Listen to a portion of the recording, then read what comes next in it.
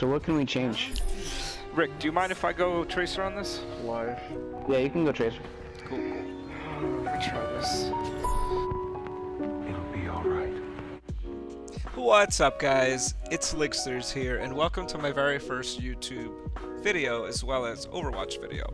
I'm hoping down the road I can make more content that doesn't have to do with Overwatch per se, but right now I'm obsessed with Overwatch and I don't see myself stopping this game anytime soon. So I'm hoping I can bring you guys some content and some advice on how to climb. And much more, but for now I'm going to focus on being able to climb. And just to give you a little bit of background on me, I'm primarily a console player. I also play on PC, but most of my friends play on PS4. Therefore, I tend to play and have more fun on PS4. So, I am a Tracer main. I do play a bunch of other heroes, but Tracer is my absolute favorite. And I primarily do solo and duo queue. I do some 6 stacks. I team up with my friends every once in a while, but I find it a little easier to solo and duo queue. So this video will be for that audience who solo and duo queues. Most of these things won't be applicable to people who are teaming up or who are looking at 6 stacks. So I might get into that another day, but for now I want to stick to just solo queue, which is something I know pretty well on console. So let's start with gold. My hope is to give you guys 2 tips for each ranking and help you get out of that ranking. So in gold, from my experience, I noticed one of the biggest things you can do to improve your gameplay and get out of gold is work on your mechanics. At this level, not many people are good at their heroes or all heroes mechanically. Whether you choose to play hit scan or projectile heroes, it's very important to practice and try to be the best. That way you can get out of gold. That's what's going to set you apart. To do this, the best way would be to train.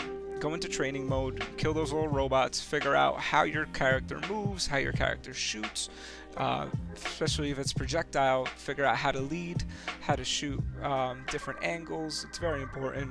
Hit scans, you want to work more on headshots. So training with the robots is great, but you also want to try opening up your own server with 6 Annas, put them all on high difficulty so they're moving around, and make it headshot only. This way, they don't kill you, because Annas cannot headshot, and your only way of killing them is headshotting them. So keep playing in this mode, keep practicing, and you'll get your headshots down pretty good.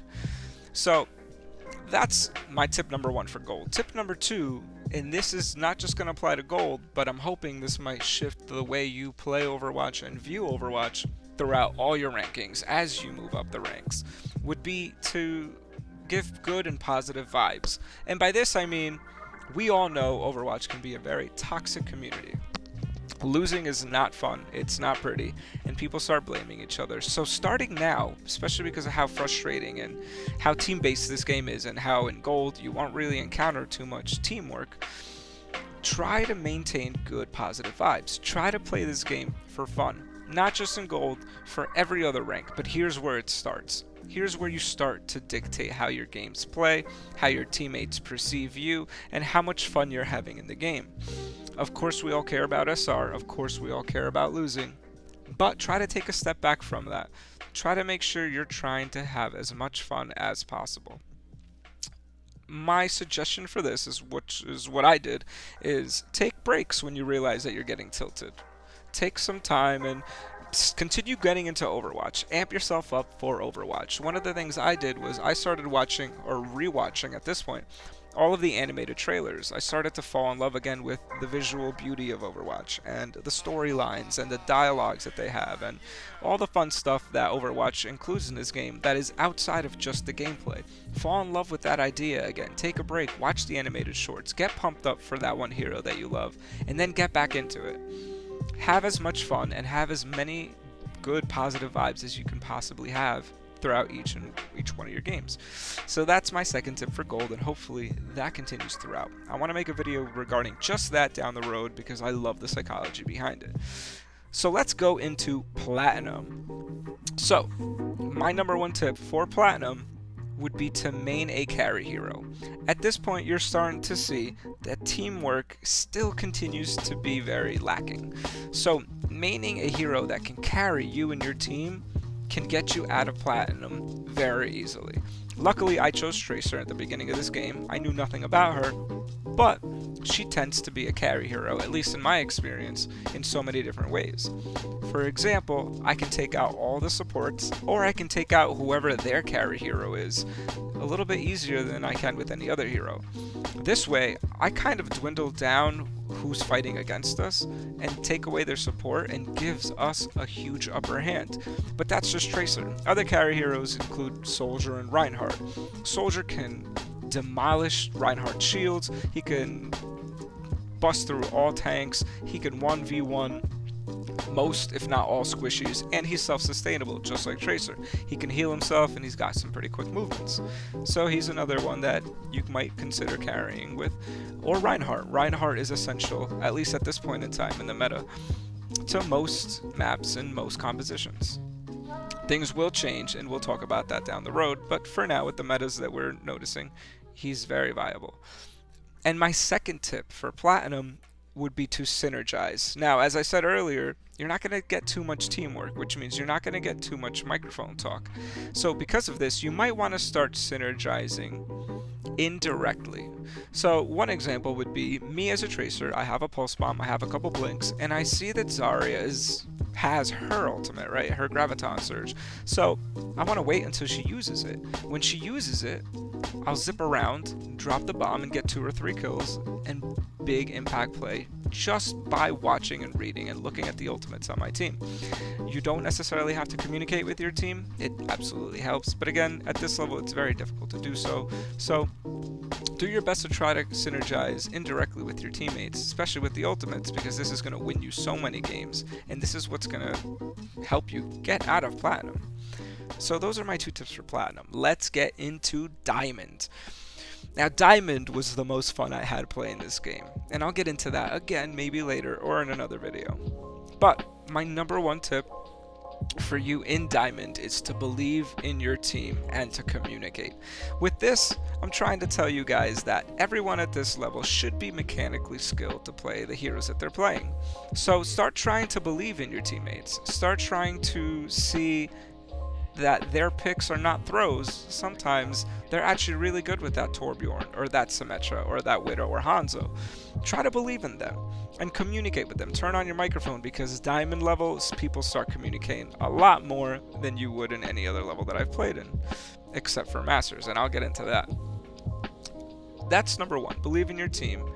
And number 2, following in with this whole weird team compositions that you're going to encounter, especially if you're solo and duo queuing, my tip number 2 would be don't believe in the meta. So let me explain this a little further. The meta, as we've come to know it, are the best team compositions that the professional players use. But let's remember, those are professional players, and you are solo or duo queuing. If you've stuck around this long into this video, I'm guessing you're solo and duo queuing. So the meta does not apply to you. You are not as coordinated or as communicative as they are. You do not play with these other 5 people that are on your team, or 4 people if you're duo queuing, as much as these 6 players play every single day and practice with each other. So therefore, you don't know all of their movements. You don't know what's going to come next. You have not completely synergized to perfection like the professionals do. And there's nothing wrong with that, right? At this point, the other team has that same disadvantage as you. So believe in these weird, funky compositions, these weird metas that people are putting together. And when I say believe in your team, I mean believe in their meta. Believe and help reduce the toxicity. If someone is yelling at your teammate to get off of that character, try to give them some hope. Don't shut up that person yelling, but try to be positive and say, hey, you know what? This person who's using Torbjorn on attack has 120 hours in competitive play. Let's try him out. Who knows? He might be able to win us the game. That way, that person who is being flamed doesn't feel negatively, and you're able to continue having that positive vibe and reduce the toxicity indirectly without having to fight with anyone. So that's my my second tip. Don't believe in the meta. Believe in your team and be positive and communicate. You'll notice that positivity is a common theme throughout all of these. So that leads me to Almighty Masters. So I've recently reached into Masters, and I'm only going to give you some tips that I've noticed and the games that I've played so far. I'm not sure if this is going to continue throughout. From what I have heard, some of this does. So let me get right into it. My first tip is to lower your ego. Yes, you made it to Masters. Yes, you were in the top 3 percentile. Congratulations, dude. Absolutely, that's an amazing feat. But let's lower your ego, because remember, you are still playing a team-based game. And what I notice is many people get very egotistical with how they're playing and who they're playing, and this leads them to start picking on other people and flaming on other people and taking the game so much more seriously. And remember what I said for gold? Make sure you're having fun. I've noticed that I'm having the least amount of fun right now in Masters. And you know what? I don't mind it. I kind of figured it would come. But I'll be honest, I wish there was more fun. I wish there was less toxicity and less seriousness and more joking and more laughing. But what I've experienced, there isn't. So what you can do is lower your ego, right? You're good, but don't let it get to your head. Make sure you're still trying your hardest and you're still being that positive teammate that you've been throughout. You know, bronze, silver, gold, platinum, diamond. Keep it going, because at this level it matters just as much as it did in those levels. So lower your ego. And with this comes my next tip, number 2, for Masters. Start learning how to flex pick if you don't already know. I'm hoping that at this point in time, if you've made it to Masters, you haven't just been a one-trick pony and you've been able to use some other heroes. Most people have, and if you haven't, it's alright. I've been mostly a one-trick pony, but I have also picked up a lot of support heroes, a lot of tanks, and a lot of other DPSs when we need it, such as Soldier, so we could take out that Pharah. So start learning how to flex pick and how to flex pick well.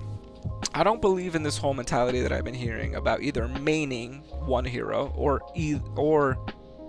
being able to be proficient in a couple different heroes. I don't think it's as black as white as that. I'm really good at Tracer, but I'm also starting to get really good with a bunch of other heroes.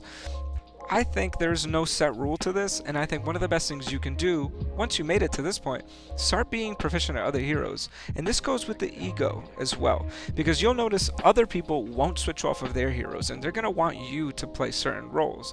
And sometimes that's okay, because remember, you have all made it to Masters. And I'll be honest, some of these DPS roles, some of these other people who are playing DPS are much better than me. Therefore, I would rather them take the DPS role, and I'll be able to support them, or I'll block for them, or I'll take the damage for them as a tank. Because I know that me as a DPS will be less effective as them as a DPS. And vice versa, it could work with support roles. You can see that some people are Mercies that are amazing, or Lucios, or Annas, and you might want to be that player. But they might be much better than you, and that's something that, again, we want to lower our egos. We want to understand that we are good, but we may not be the best, and that's okay. This game is for fun. And make sure you're having fun, and make sure you lower your ego to let other people have fun, let other people play the game, and take those roles. Because at the end of the day, I know you care about your SR, and if it's you or your team carrying, I don't think you care at the end of the day, as long as that SR number goes up at the end. So those are all my tips. I'm hoping that I can continue giving you guys some more tips and advanced guides. I hope you guys like the footage. I'm going to continue recording my gameplay, especially some cool ones like this where we go from 0-2 to 3-2 and we win. But if you guys have any questions, any comments, you guys have any requests, feel free to leave them below. Again, this is my first time doing this, so please excuse me if I made any mistakes, if I slurred my words. I'm just going with the flow. Have a good day. Thank you guys for joining into Ligsters' channel, and keep enjoying Overwatch.